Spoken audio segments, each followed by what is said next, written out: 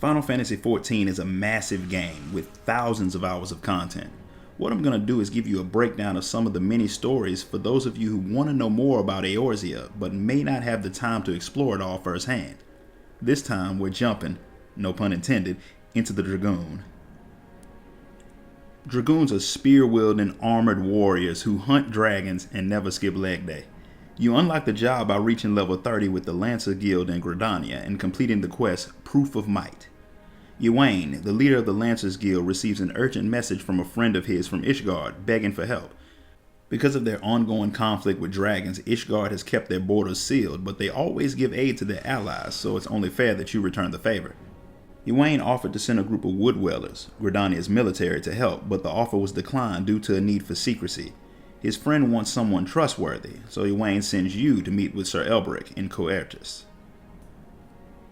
When you arrive, Elberic dives right into it. An Ishgardian relic called the Eye has been stolen by a Dragoon named Estinian Wormblood.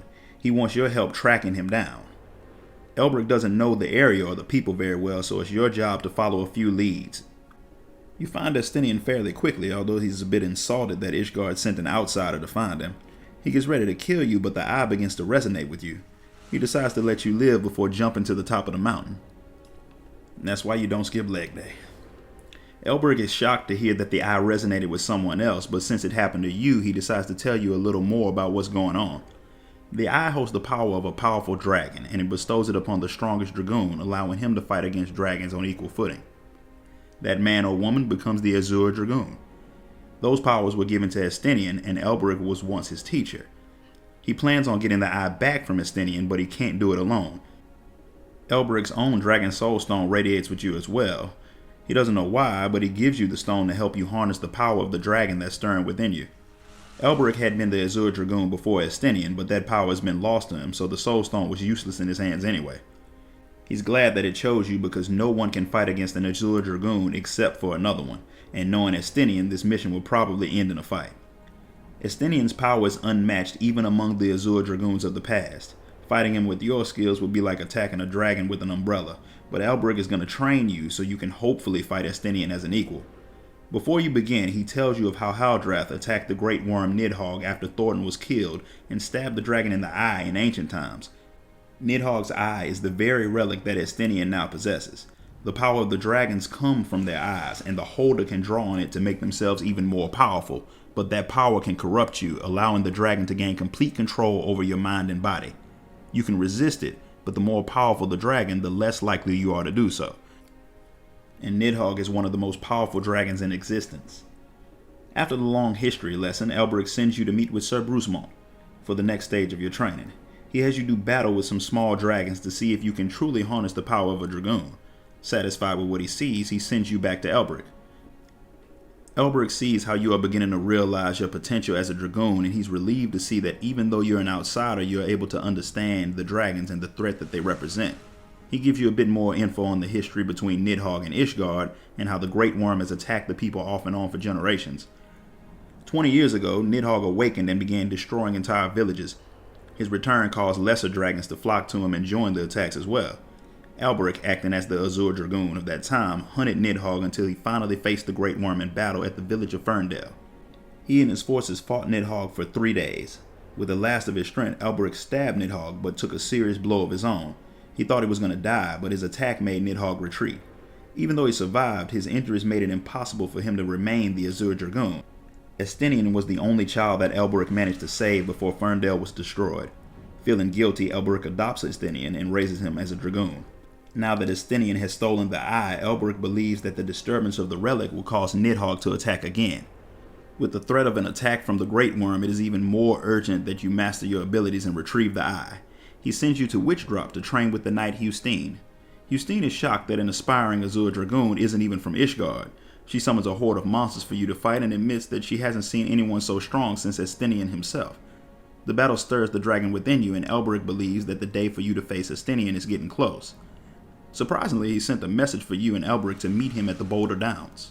Estinian reveals that Nidhogg is already awakened and the Eye isn't responsible. He'd had a vision warning him that the dragon would rise, and as soon as he awakes, he'll attack Ishgard as revenge for the wound Elberic had given to him and to retrieve his lost eye.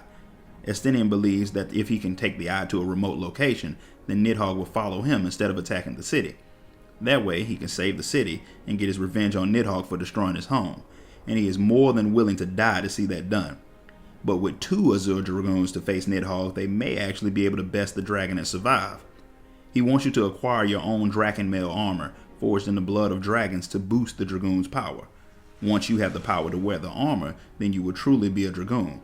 But you can only get it from the trial of the Azzurri, which is a series of battles that end with you having the power or dying. Estinian leaves, and Elbrick decides that it is time for you to acquire your own armor.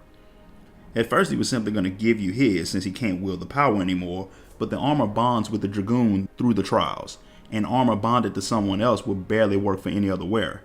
He sends you to a place called the Ogre's Belly, where Sir Brucemont will be waiting for you. After besting his task, Hustine's task is next. After dealing with their trials, Albrecht sends you to the Steel Vigil with a flute that will summon someone. Entertain the visitor, and they'll leave you a gift. The visitor turns out to be a dragon, no surprise there. You take it down and bring the skull to Albrecht, proving yourself worthy of another piece of your armor. You're now ready for your final trial. But before that, Albrecht wants to make sure that you are willing to face a being as powerful as Nidhogg for a foreign land. Being the hero that you are, you're more than willing to join your strength to Estinians and fight the Great Worm. Before you begin your final trial, Albrecht confesses that when he told you the power of the Azzurri Dragoon left him because of his injuries, that he was lying. He had given the power up willingly. Being a Dragoon gives you the power of the dragon, but it makes you more susceptible to their control. When Albrecht stabbed Nidhogg, his mind was bombarded by emotions that nearly made him lose himself to the dragon inside. To stop the corruption, he purged himself of the eye's power. He was able to drive away the wounded Nidhogg, but the dragon's followers destroyed Ferndale in retaliation. Albrecht only had enough power left to save one child. He feels that now is the time to tell Estinian the truth before his hatred of Nidhogg allows the dragon to take control of him. Before you meet Estinian, you must master the secret technique of the Dragoons. Albrecht can't teach it to you, however. Instead, you have to take the power from a dragon. He gives you the dragon summoning flute again and sends you to Providence Point. You defeat the dragon that appears, and your power as a Dragoon grows. It's time for you to get the final piece of your armor, but a message comes from Estinian for you to meet him at the Steel Vigil. It seems that Nidhogg is on the move earlier than expected, and you're going to have to face him as you are. When you arrive, Estinian points his spear at Albrecht and reveals that he knows the truth of how and why his village was destroyed. The eye showed him everything, and since Albrecht is just as responsible for his loss as Nidhogg, he's going to kill his old teacher before he deals with the dragon. Instead of letting Estinian kill Albrecht, you step in to fight him.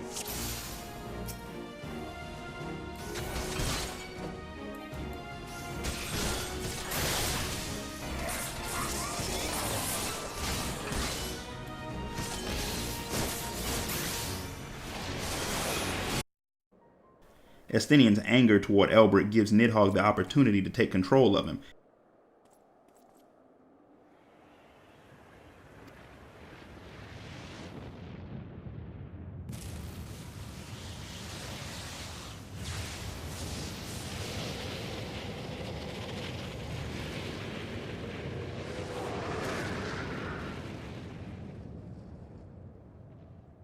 But the dragon power flowing through you gives you the form of Haldrath, and you repel Nidhogg's power.